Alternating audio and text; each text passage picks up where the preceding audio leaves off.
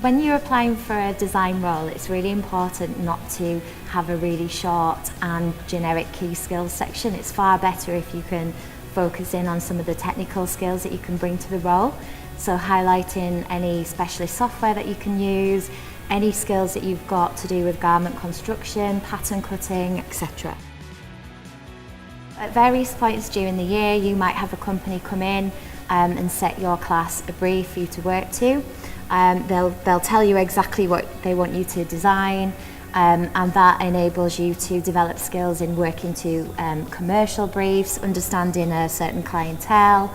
They'll normally want you to do quite a lot of research as well behind that project. If you include industry projects on your CV, it's quite a good way to get across experience that you're getting through your course. What we would advise is, if you're perhaps a little bit limited with your work experience, really going into a bit more depth about your industry projects can help you fill gaps on your CV. Yeah, and really look at the skill set that you've learned and developed from that experience working to a commercial project brief.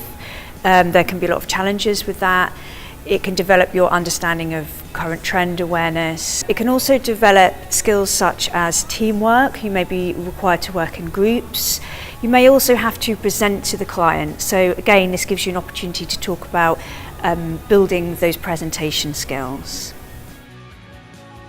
One of the parts of your application will be to send off with your CV and your cover letter, also a mini digital portfolio.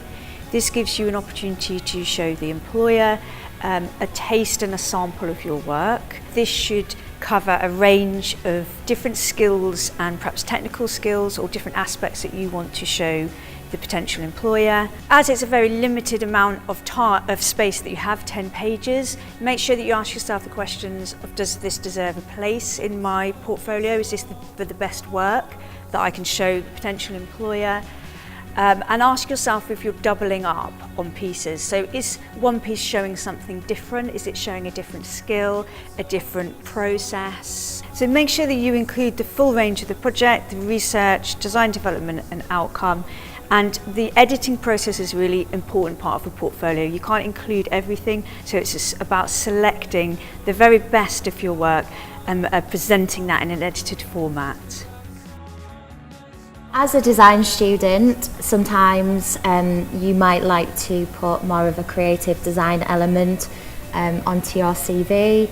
With a creative CV, it's really important that you keep it clear, logical and organised, so that whilst you're bringing in an element of subtle branding, and that could be a single colour, for example, it could be looking at moving away from a list format, which you see on more of a conventional CV, to more of 2 columns or a range of different boxes as a layout for your CV creatively. But make sure that you're still using a bullet point format, that it's clear, logical and easy to read. And what I would normally recommend is, if you use certain stylised elements on your CV or a particular font or layout, try to carry some elements of that over into the cover letter so it looks like the two documents match up. And similarly, if you've got perhaps a title page with your online portfolio or website.